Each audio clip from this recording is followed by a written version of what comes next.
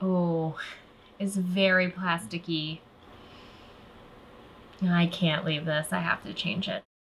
Today, I am gonna make a custom ironing board. Super easy thing to do. I think everyone should do this. Gives you a lot of flexibility and quite frankly makes a much nicer ironing board than ones you can just like find it at the store. This is gonna be my ironing board surface. It's a nice little square that fits perfectly into this space I have. It's also a bit dirty right now. First step, clean. Here's my little collection of ironing boards. I have this skinny one. I have this bigger one that's the full size of a table. And then here's the one I'm gonna be making today. I have just this little tiny area that I want to have an ironing board next to my sewing machine. And there's no way I would find one to buy that would fit this. So let's go ahead and make this thing. Okay, the things we need for this project are carpet batting or old wool blankets. We need another thick fabric, something to go on top, something colorful maybe, that could be fun.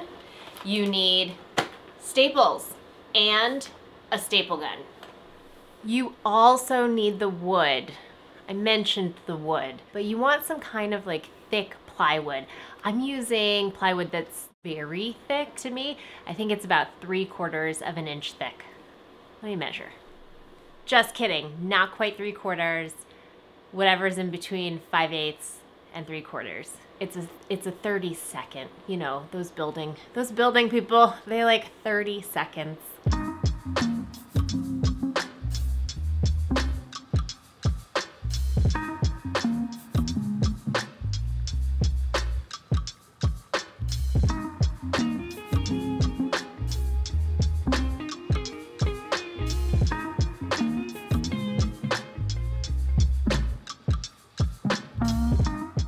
Okay, I stretched the carpet padding over the wood, and so I have one layer. I stretched it nice and tight. Ooh. So I have my padded plywood, but like I said, it's just one layer, and I like to have multiple layers of padded fabric you're using as like the base of your ironing board. So I'm gonna repeat this process 2, maybe 3 times. I have to see this particular padding that I have. It's pretty thin. So just gonna feel it out. Feel it out.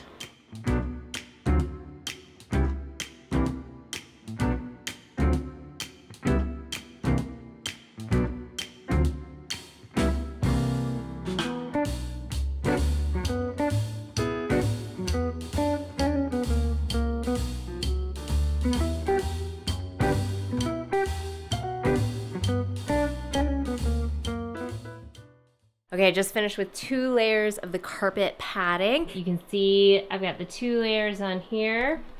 Looks like such a nice little square. And I really stretched the padding to make it nice and taut. Good little ironing board. All right, next step, I'm just going to take my colorful fabric and stretch it over. Hi, Rosie. Just like with the padding, it's really important for me to stretch my fabric really tight over the ironing board because I hate it, you know, like the ironing boards that you get from the store and they have the cover on them that you can take off. I hate it when they get loose and you get these little wrinkles and then you're pressing your fabric or your garment and then your ironing board has these wrinkles in it.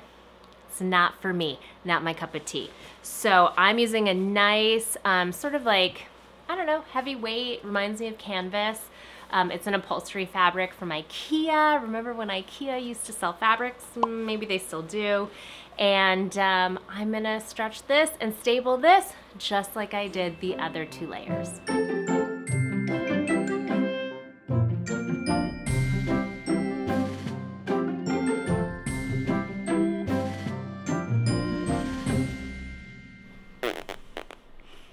Okay, I just laid the board down on the fabric and it doesn't fit.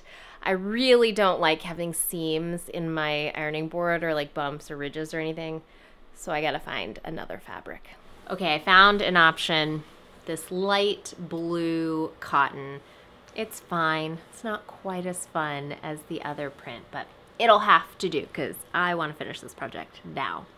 I do want to mention one thing. Whatever fabric you choose, if you're going to make your own ironing board, you do need to know what the content of the fabric is because you probably want to avoid things that can melt. Oh, it's very plasticky.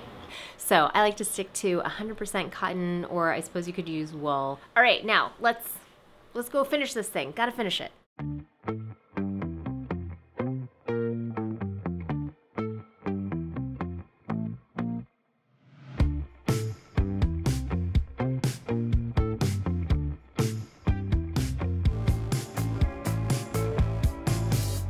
New ironing board all done. The last thing that I like to do is to christen it.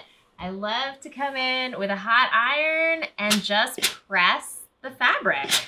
And oh no. So this fabric was gifted to me and I was told that it's 100% cotton, except with my iron on high, I smell that plastic smell. Well, I thought I was done with my ironing board, but it's possible I'm not. Oy, it really smells, it really has that poly smell. It's not like anything's melting so far, but I am a presser, so I always leave my irons down like this. Oh, it's very plasticky. I can't leave this, I have to change it. After a good night's sleep, I have decided to go back to the IKEA fabric, and you know, it's just a little too small, so I think I will be able to piece together some extra strips on either just 2 sides or all 4 sides, and then the seams will be just at the outside of the ironing board. I think that'll be okay. So that's my new game plan because I know that IKEA fabric is cotton.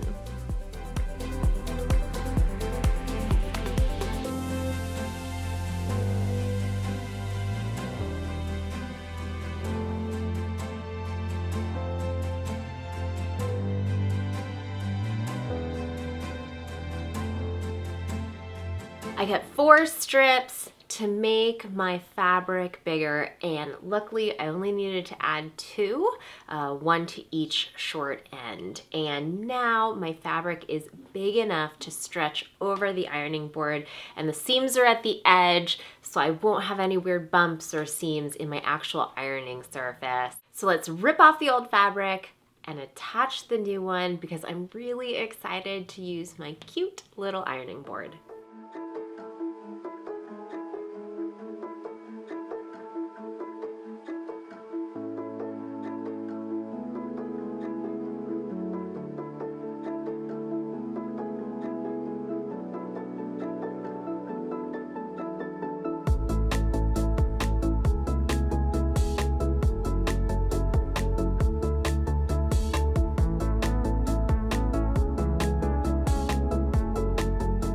And the ironing board is done. Last thing to do is to christen it and iron the fabric. I'm a little nervous. So I'm just gonna do a little heat test here. Like I said, I am a presser. I often will put the iron down on things that I sew and just leave it there for, you know, some time. Oh, no plastic smell. Okay, this is excellent.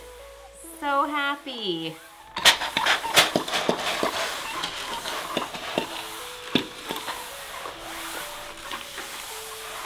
Well, in the end, I ended up getting what I wanted from the beginning, which was an ironing surface covered in this fabric. So I guess sometimes we get problems and we're better for them. I didn't initially think at first to just attach the extra fabric on this side. So I'm glad this all worked out, and thank you so much for coming along with me for the ride. If you want to meet other fashion sewists, people sewing their own clothes, or if you want sewing help from me, I hope you'll check out my private online network called Social Sewists. You can find out more at socialsewists.com. Hope to see you soon. Bye.